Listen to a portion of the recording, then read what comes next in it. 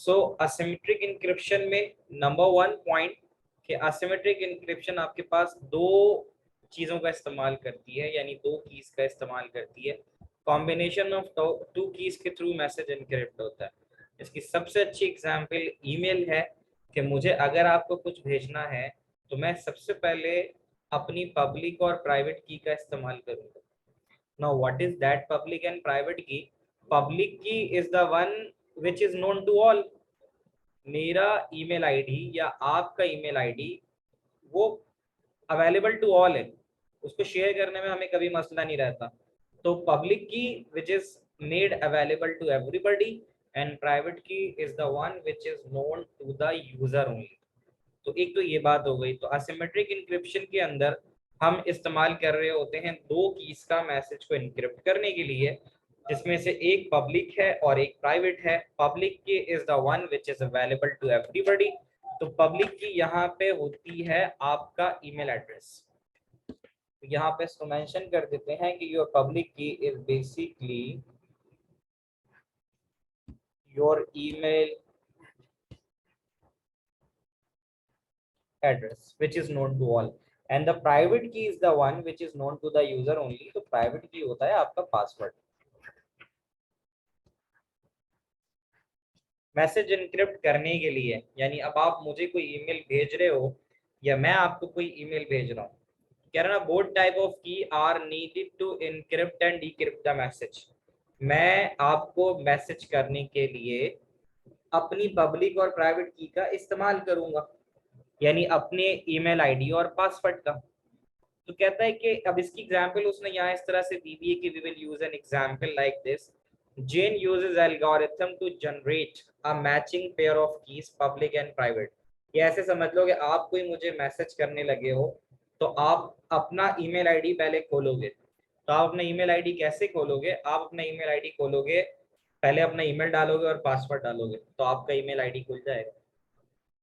फिर उसके बाद जेन नाउ सेंड्स हर पब्लिक की टू टॉम। अब पहली चीज तो ये होगी कि आप अगर मुझे ईमेल करने लगे हो तो आपको सबसे पहले मेरा ईमेल आईडी चाहिए होगा।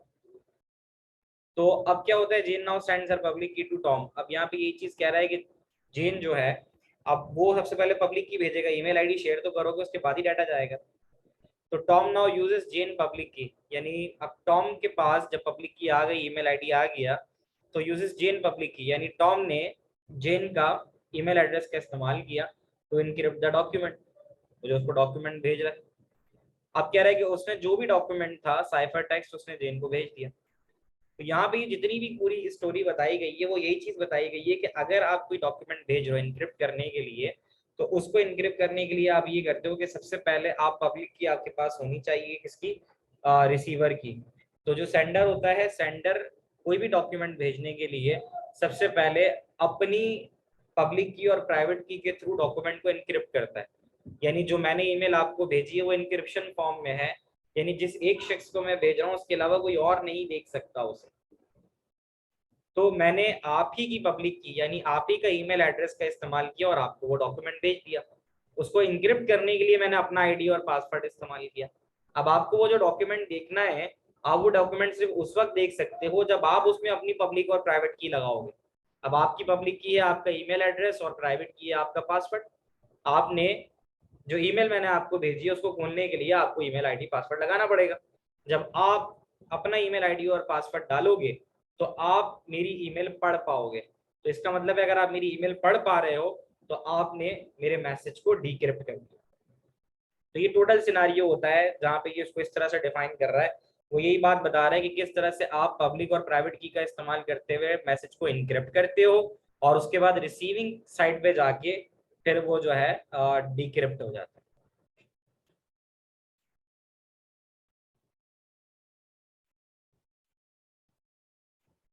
तो ये आपका जो हो जाता है ये हो जाता है chapter number 2 and chapter 1 2 and chapter 10 जो है वो हम कर चुके हैं। ठीक है, अब नेक्स्ट जो करना है, क्योंकि हमारे पास 3 भी लेंथी चैप्टर है तो हम उसी सीक्वेंस को फॉलो करेंगे। तो 3 हम साथ साथ करेंगे एंड देन फिर 3 की कंप्लीट करने के बाद फिर हम करेंगे 9 जो कि डेटाबेस है। आपके पास टाइम होगा आज से लेके संडे तक का कि ये जो एग्जाम स्टाइल क्वेश्चंस हैं ये आप करो, ठीक है। तो ये इन रिटर्न आप कर लोगे रजिस्टर में अपने, और एक ही फाइल बना के आप मुझसे शेयर करोगे। ये आपका एज एन असाइनमेंट जाएगा कि जो आप मुझे करके फॉरवर्ड करोगे बाय संडे, ताकि इसके क्वेश्चन जो है वो आप मुझे भेज सको। एग्जाम स्टाइल क्वेश्चन जो है 1 2 3 पढ़ोगे आप आराम से, थोड़ा सा चैप्टर आपको एक रिव्यू करना पड़ेगा। ठीक है, तो हाँ ठीक है, एक दिन का कोई इश्यू नहीं है। बिफोर द क्लास अगर कर लोगे तो ज़्यादा अच्छा है। तो I am writing down as well कि you have a homework of exam style questions.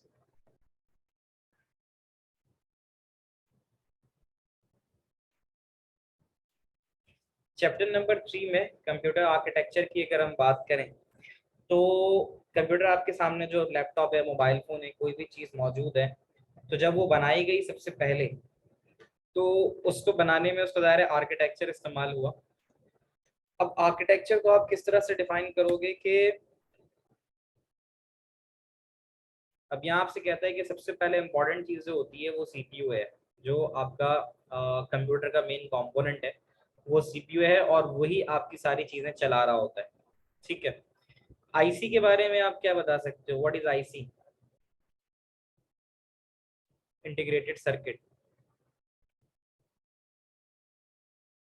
यहाँ तो उसने ये बता दिया कि आपकी कोई भी डिवाइस हो, चाहे मोबाइल फोन हो, चाहे लैपटॉप हो, कोई भी चीज़ आपकी हो, वो सब की सब जो है अपने अंदर सीपीयू रखती हैं, यानी सेंट्रल प्रोसेसिंग यूनिट होता है।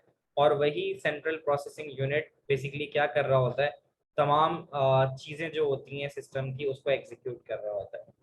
एक क्वेश्चन आता है आईसी का, तो आईसी को डिफाइन कैसे करेंगे आप? आईसी के बारे में किसी को नॉलेज है? What is IC? स्क्रीन आपके सामने आ रही है? जी सर। ये नजर आ रही है, छोटी छोटी आईसीज नजर आ रही हैं। जी ये इंटीग्रेटेड सर्किट कहलाता है। अच्छा, ये पता है क्या है? आपने लॉजिक गेट्स पढ़ लिए ना? जी। तो ये बेसिक ये आईसी है, ठीक सर्किट। है। अब मैं अगर इंटीग्रेटेड सर्किट इनसाइड लिखूंगा ना, तो आप देखोगे कि इस आईसी के अंदर जो बेसिकली काम कर रही होती है चीज, वो लॉजिक गेट ही है। इनसाइड इंटीग्रेटेड सर्किट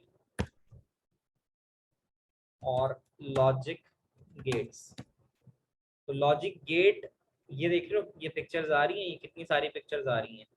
ये जो एक आप पिक्चर देख रहे हो ना, ये ब्लैक आईसी की जो तस्वीर देख रहे हो, इस ब्लैक आईसी के पीछे अंदर लॉजिकली ये गेट्स लगे हुए होते हैं,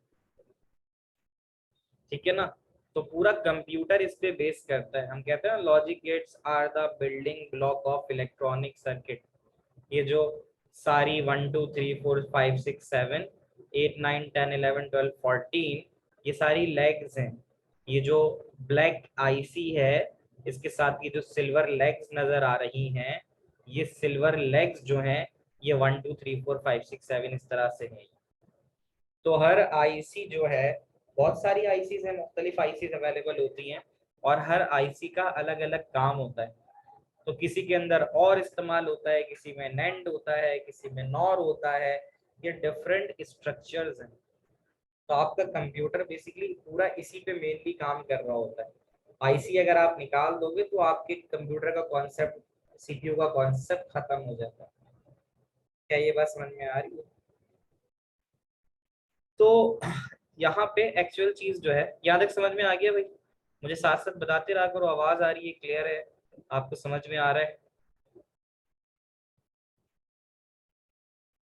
तो मैंने जो आपको यहाँ बात बताई वो ये बताई कि देखो, कोई भी कंप्यूटर बिना सीपीयू के काम कर नहीं सकता, और सीपीयू में जो चीज काम करती है वो करती है आईसी।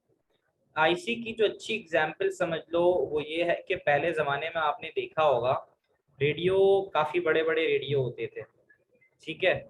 तो दादा या नाना के आपने रेडियो देखे होंगे, तो वो रेडियो कितने बड़े बड़े होते थे, ठीक है ना। तो वो कुछ इस तरह से होते थे, जो रेडियो सर्किट्स होते थे, ये आप देख रहे हो कितने बड़े बड़े रेडियो सर्किट्स होते थे, ये रेडियोस के सर्किट थे। इतने बड़े बड़े कॉम्प्लेक्स सर्किट। फिर ऐसा क्या हुआ कि इतने बड़े बड़े रेडियोस इतने छोटे हो गए, यानी माइक्रोस में हो गए, कि अब वो आपके मोबाइल फोन्स में आने शुरू हो गए, यानी मोबाइल फोन में एक छोटी सी चिप में आने शुरू हो गए। आप डिफरेंस देखो इस चीज का, कितना बड़ा रेडियो होता था, यानी एक हमें रेडियो सुनने के लिए इतनी बड़ी डिवाइस को खरीदना होता था, और फिर वक्त आया कि वो जो रेडियो इतना बड़ा था वो बिल्कुल समा गया, इतना छोटा हो गया कि एक मोबाइल फोन के अंदर छोटी सी चिप में आना शुरू हो गया।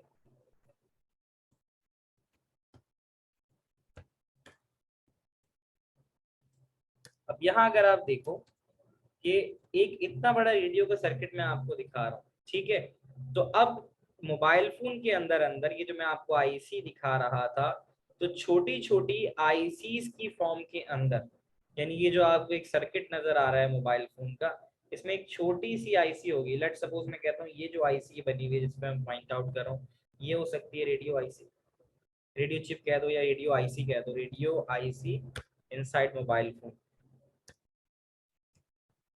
तो ये क्या चीज हुई, ये ऐसा हुआ कि पहले जब आपके पास डिवाइसेस होती थी तो वो बहुत सारे, लिखा हुआ है ना एम, तो which type of ISIS used in mobile phone, तो यहाँ अगर आप देखो तो आपको बहुत छोटी छोटी आईसीस नजर आएंगी जो मोबाइल फोन्स के अंदर इस्तेमाल होती हैं रेडियो के लिए।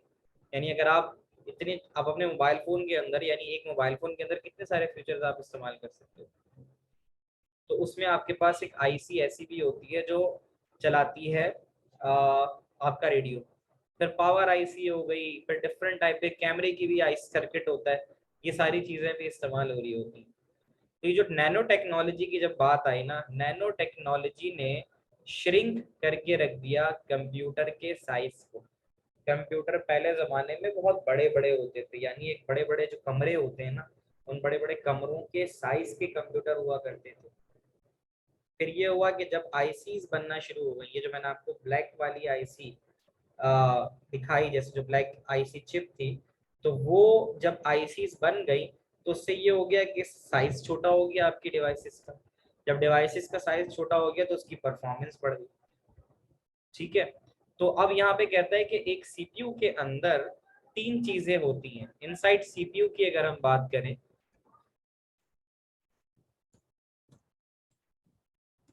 इनसाइड सीपीयू, तो एक सीपीयू के अंदर आपके पास तीन चीजें होती हैं। मैं अगर आपको दिखाऊं यहाँ पे, तो यहाँ से देखो, न्यू शेयर, और ये, तो आप देखोगे ये एक तस्वीर है, एक सीपीयू है। एक सीपीयू में क्या क्या नजर आ रहा है आपको, कंट्रोल यूनिट नजर आ रहा है आपको, अर्थमेटिक लॉजिक यूनिट, ये जो नजर आ रहा है ना पूरा प्रोसेसर वाला पार्ट लगा हुआ है, इसको आप अर्थमेटिक लॉजिक यूनिट भी कहते हो। डिफरेंट आपको डायग्राम्स नजर आएंगी, जैसे ये आ गया, एक सिंपल सी डायग्राम है सीपीयू की। एक सीपीयू में कंट्रोल यूनिट होता है, अर्थमेटिक लॉजिक यूनिट होता है, मेमोरी यूनिट होता है, और इनपुट आउटपुट डिवाइसेस होती हैं जो उस सीपीयू से कनेक्ट होती हैं। हर यूनिट का अपना एक खास काम होता है। अब जैसे मैंने आपको एक डायग्राम दिखाई जिसमें आपने ये भी देखा कि इसमें एक चीज नजर आ रही है, रजिस्टर्स। अब ये रजिस्टर्स क्या होते हैं, जिस तरह आपके घर में, स्कूल में छोटी छोटे यानी टास्क के लिए अलग अलग जगहें बनाई जाती हैं, ठीक है। जैसे मैं कहता हूँ आपके घर में स्टोर है, अब स्टोर एक खास काम के लिए इस्तेमाल होता है। आप सारा टाइम स्टोर में नहीं रहते, आपको जो काम होता है आप वो करते हो, और वो करके आप स्टोर से वापस आ जाते हो। किचन है, वॉशरूम है, या और भी कोई टेम्परेरी एरिया आपका होता है जो आप क्या करते हो, यूज कर रहे होते हो। तो यहाँ पे रजिस्टर भी बिल्कुल उसी तरह होता है कि registers are basically the temporary storage area. Register जो होता है वो आपका टेम्परेरी स्टोरेज एरिया होता है विद इन द सीपीयू।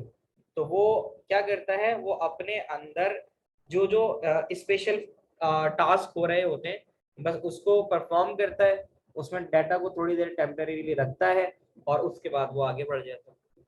तो रजिस्टर की टर्म आपको समझना लाजिम होगी कि आपके पास टोटल ना 14 रजिस्टर्स होते हैं, 14 रजिस्टर्स।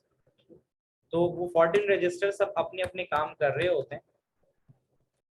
तो ये जो आपका प्रोसेसर है ना, तो उसमें ये इस तरह के 14 रजिस्टर्स होते हैं और वो ये इस तरह के होते हैं।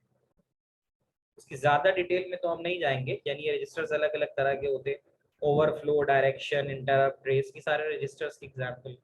अब जैसे ये आगे ना इसके अंदर, इसमें आपको नजर आएगा accumulator, index register, base registers.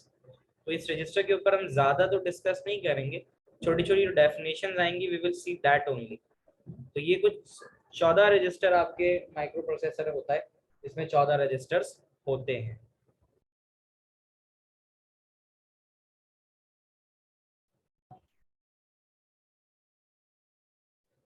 तो यहाँ पे ये बात तो आपसे कर ली मैंने रजिस्टर्स की। मैं आपको एक आउटलाइन दे रहा हूँ जो टर्म्स इस्तेमाल हो रही हैं। तो एक सीपीयू में 3 चीजें तो हो गई, control unit, arithmetic logic unit का काम होगा तमाम एडिशन, सब्ट्रैक्शन, मल्टीप्लिकेशन, डिवीजन या कंपैरिजन, ये सारा एएलयू करेगा। रजिस्टर्स हो गए, रजिस्टर्स टेम्परेरी स्टोरेज एरिया होते हैं जो डाटा को टेम्परेरीली होल्ड करते हैं किसी भी खास काम के लिए। बसेस के बारे में कोई बताएगा, बसेस क्या होती है, बस का काम क्या होता है, what is your understanding about the term bus, bus क्या कर रही होती है। Meeting is going to end now in a minute, तो अब इसको मैं यहीं रोकता हूँ, ठीक है ना, फिर डायरेक्ट मीटिंग बंद हो जाएगी, तो इससे हम पहले खत्म कर लेते हैं। गिव मी 5 मिनट्स, मैं नमाज पढ़ लेता हूँ, ठीक है असर की, और 5 मिनट्स में फिर मैं कनेक्ट करता हूँ, ठीक है। I am connecting in 5 minutes.